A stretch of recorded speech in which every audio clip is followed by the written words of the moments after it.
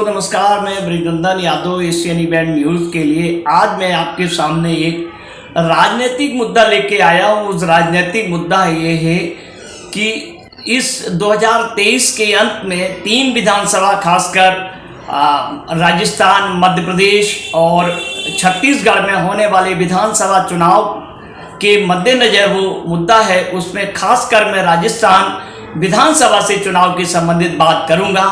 राजस्थान विधानसभा चुनाव से संबंधित बात है। समाजवादी पार्टी खासकर राजस्थान विधानसभा की सभी 200 सीटों पर अकेले चुनाव लड़ेगी और वहीं 30 अप्रैल को अपना कार्यकर्ता सम्मेलन भी वो करने जा रही है। कार्यकर्ता सम्मेलन के मार्फत पार्टी जो है, इस वक्त पार्टी की वहां राज्य स्तरीय इकाई भंग चल रही है और संभावना है कि 16 मार्च तक नई कमेटियां बना दी जाएंगी। उन कमेटियों में खासकर जो कमेटी नई कमेटियां, चाहे वो जिला स्तर की कमेटी हो, राज्य की कमेटी हो, ब्लॉक की कमेटी हो, तहसील की कमेटियां हो, वो कमेटियां बना दी जाएंगी।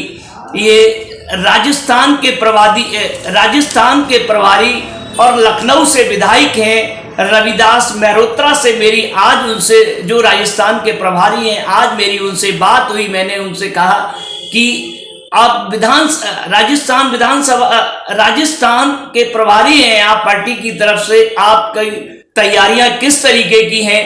तो उन्होंने कहा कि पार्टी जो है वो सभी कमेटी भंग चल रही हैं और पार्टी सभी सीटों पर चुनाव लड़ेगी और खासकर उन्होंने बताया कि राज्य स्तरीय जो इकाई होगी उसमें किसी राजघराने के व्यक्ति को, उसका हम अभी नाम नहीं लेंगे, राजघराने के व्यक्ति को उपाध्यक्ष पद सौंपा जा सकता है और उसी उपाध्यक्ष के पद के साथ साथ सभी वर्गों को साधने की कवायद होगी।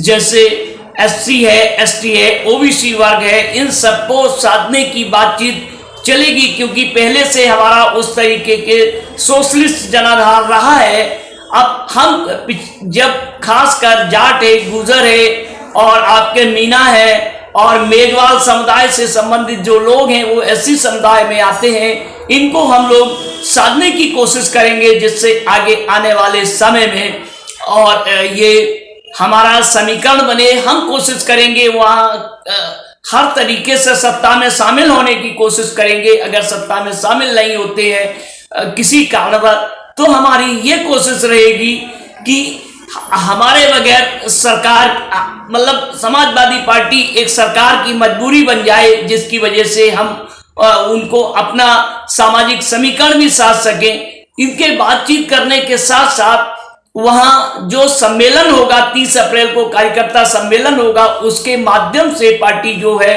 वो वहाँ के संगठन में जान फूंकने की एक कवायद होगी। जान फूंकने से ये कोशिश की जाएगी पार्टी अच्छे तरीके से चुनाव लड़े। ये सभी राजनीतिक दलों का एक अपना एक जांचा परखा हुआ एजेंडा होता है। अब गौरतलब है, कुछ जानकार सूत्रों ने बताया है कि चुनाव नजदीक आ रहे हैं और जो वर्तमान अध्यक्ष प्रदेश के थे उनको हटा दिया गया। क्यों हटा क्या, वो छोड़ के बसपा में बहुजन समाज पार्टी के साथ चले गए हैं और दूसरी तरफ कमेटी भंग चल रही है। एकदम जानकार सूत्र तो यहाँ तक बताते हैं कि कमेटी के अंदर उत्साह का माहौल नहीं है, लोग नीरस पड़े हुए हैं, इधर उधर जाने की सोच रहे हैं। तो उन्होंने यहाँ तक कहा है कि आला कमान को कोई किसी तरीके का वही नहीं है कि चुनाव में टाइम कम रह गया है और कम टाइम को देखते हुए हम लोग कैसे संगठन को आगे बढ़ाएंगे। लेकिन जो यूथ विंग के अध्यक्ष है मिस्टर तेजराज यादव, वो अपने तरीके से बहुत अच्छा काम कर रहे हैं। जब वो अच्छा काम कर रहे हैं तो उन्होंने कहा कि अगर हमको हमारा आला कमान, हमारा जो हाई कमान है, वो हमको और ताकत दे दे और संगठन को मजबूत कर दे तो हम पार्टी को और आगे बढ़ा सकते हैं और कोशिश करेंगे कि पार्टी हमारी दिन दूनी रात चौगनी चले। अब देखना होगा समाजवादी पार्टी किस तरीके से राजस्थान का चुनाव लड़ती है और सारे समीकरण, सारे समुदायों, सारे समाज के लोगों को जोड़कर चलती है। ये तो राजस्थान की जनता ही तय करेगी कि सरकार में कितनी हिस्सेदारी हो। अगर ना हिस्सेदारी हो तो इतनी तो मजबूती हो कि हम अपनी बात को आखिर सरकार